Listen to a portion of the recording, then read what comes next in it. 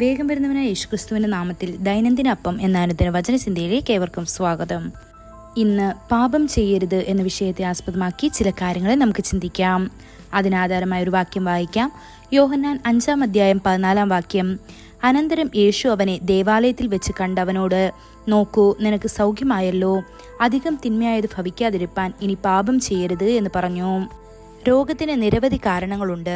അശുദ്ധാത്മാക്കളും അനീതിയുടെ ചങ്ങലകളും രോഗം വരുത്തുക മാത്രമല്ല, ചിലപ്പോൾ പാപത്തിന്റെ ഫലമായി ശരീരത്തെ രോഗങ്ങൾ പിടികൂടുകയും ചെയ്യുന്നു.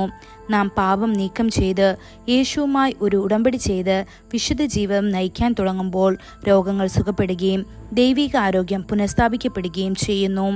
ഒരു ദിവസം 38 വർഷമായി രോഗബാധിതനായിരുന്ന ഒരു മനുഷ്യനെ യേശു ബെഥെസ്ദാ കുളത്തിൽ കണ്ടുമുട്ടി. യേശു അവനെ സുഖപ്പെടുത്തി. തുടർന്ന് പറഞ്ഞു, നോക്കൂ, നീ സുഖം പ്രാപിച്ചിരിക്കുന്നു, ഇനി പാപം ചെയ്യരുത്, ഒരു തിന്മയും നിന്റെ മേൽ വരാതിരിക്കാനെന്ന്. ഇത് യോഹന്നാൻ 5-ാം അധ്യായം 14-ാം വാക്യത്തിൽ നാം വായിച്ചതാണ്. ഇതിൽ നിന്ന് ആ മനുഷ്യനെ ബാധിച്ച കഠിനമായ രോഗം പാപത്തിന്റെ ഫലമാണെന്ന് നമുക്ക് മനസ്സിലാകും. ഹൃദയരോഗത്താൽ ഗുരുതരമായി ബാധിച്ച ഒരു മധ്യവയസ്കനായ സഹോദരന്റെ കഥ ഞാൻ ഓർക്കുന്നു. അവന്റെ രൂപം മാറിയിരുന്നു, മുടി നരച്ച് വെള്ളയായി മാറിയിരുന്നു. അവൻ വളരെ ദുഃഖത്തോടെ ഏറ്റുപറഞ്ഞു, ഞാൻ എൻ്റെ ഭാര്യയെ വഞ്ചിച്ചു, അവളെ ഒറ്റിക്കൊടുത്തു, എൻ്റെ സുഹൃത്തിൻ്റെ ഭാര്യയുമായി ഞാൻ വ്യഭിചാരം ചെയ്തു. ഈ ഗുരുതരമായ പാപങ്ങൾക്ക് എൻ്റെ മനസാക്ഷി എന്നെ കുറ്റം വിധിച്ചു. ഒടുവിൽ ഈ രോഗം എന്നെ പിടികൂടി. പാപം മൂലമാണ് പല രോഗങ്ങളും ഉണ്ടാകുന്നത്. ദാവീദ് ബത്ശേബയുമായി പാപം ചെയ്തപ്പോൾ അവൻ സ്വമേധയാ തന്റെ കുടുംബത്തിന്റെ രോഗങ്ങൾക്കുള്ള വാതിൽ തുറന്നു കൊടുത്തു. തൽഫലമായി അവന്റെ മകൻ രോഗിയായി ഒടുവിൽ മരിച്ചു. ഇത് 2 ശമൂവേൽ 12-ാം അധ്യായം 15-ാം വാക്യത്തിൽ കാണപ്പെടുന്നു. ആത്മാവിന്റെ കൽപ്പനകൾ നാം ലംഘിക്കുമ്പോൾ രോഗങ്ങൾ നമ്മളുടെ മേൽ ആധിപത്യം സ്ഥാപിക്കുന്നു. ഇസ്രയേലിലെ രാജാവായ യെഹോരാം കർത്താവിന്റെ വഴികളിൽ നടന്നില്ല, മറിച്ച് പാപം ചെയ്ത് സ്വന്തം കുടുംബത്തെ കൊന്നു. അവന്റെ കുടലിൽ ഭേദമാകാനാവാത്ത ഒരു രോഗം അവനെ ബാധിച്ചു. ആരെയും ദുഃഖിപ്പിക്കാതെ അവൻ മരിച്ചുവെന്ന് ബൈബിൾ 2 ദിനവൃത്താന്തം 21-ാം അധ്യായം 11 മുതൽ 20 വരെയുള്ള വാക്യങ്ങളിൽ പറയപ്പെടുന്നു. ചിലർ രോഗം നേരിടുമ്പോൾ ഉടൻ തന്നെ രോഗത്തെ ശാസിക്കുന്നതിൽ ശ്രദ്ധ കേന്ദ്രീകരിക്കുന്നു.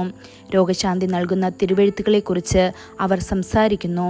അത് നല്ലതാണ്. എന്നിരുന്നാലും അങ്ങനെ ചെയ്യുന്നതിന് മുൻപ് നാം ആദ്യം നമ്മെ തന്നെ പരിശോധിക്കുകയും നമ്മുടെ വഴികളെക്കുറിച്ച് ചിന്തിക്കുകയും കർത്താവിന്റെ മുൻപാകെ അനുതപിക്കുകയും ചെയ്ത്, കർത്താവെ, എന്നെ ശോധന ചെയ്ത് എന്നിൽ ദുർമാർഗമുണ്ടോ എന്ന് നോക്കുകയും ശാശ്വത മാർഗത്തിൽ എന്നെ നടത്തുകയും ചെയ്യണമേ എന്ന് സങ്കീർത്തനം 139-ാം അധ്യായം 24-ാം വാക്യത്തിൽ കാണുന്നത് പോലെ നാം പ്രാർത്ഥിക്കേണ്ടതുണ്ട്.